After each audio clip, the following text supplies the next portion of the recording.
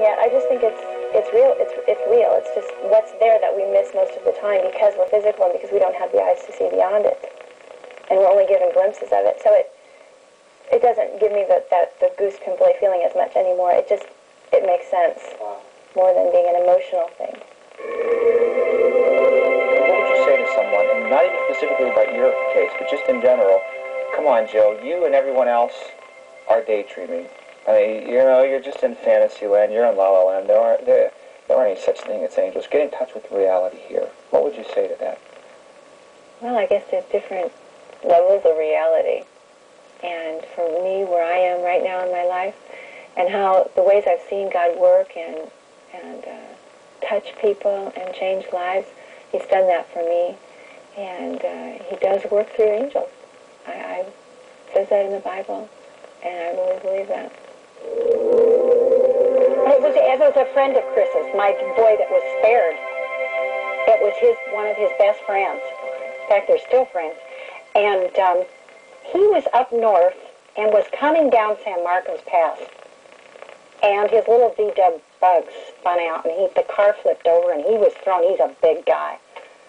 And his dog was with him. And he said when he woke up that he was covered with a blanket, and there was a man standing there. And the man didn't really say very much to him. And the dog didn't bark, and the dog didn't growl. And afterwards he said that struck him, how the dog was so quiet. And then when he came to a little more, by that time the police had come and the ambulance, he said the man was just gone. And he said, I still have the blanket. Any type of common thread in these stories at all? Well, certainly the one of hell. I think a lot of the stories, it's the person is potentially in harm's way. And that for some reason, I don't know why God chooses to intervene for them and not others. Accidents do happen and people do get killed. So why, for instance, does the bus driver with his load of people get detained and thus avoid an accident when a mile away or, a state away another bus has an accident? I don't know. Why, though? Is there a purpose for that bus driver? Was there a certain purpose for somebody on the bus that had to be saved? I don't know. But you can wonder, can't you? Yeah. And certainly the theme is there of saving, of intervening in an unusual way to save. And then the other strong theme is encouragement. And I think that the encouragement theme reveals itself in many ways in everyone's life. And we just need eyes to see it. Will we always know when we come in contact with an angel? No, I don't think so. Scripture says many of you have entertained angels unawares. No, I don't think we will. I really don't. And what does that scripture mean? Well, in that context, the writer was saying,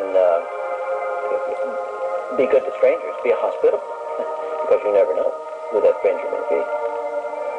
What might an example be? A homeless person? A person at the mall?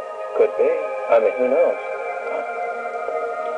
God has created angels, and they are at His command, sent by Him to us to intervene.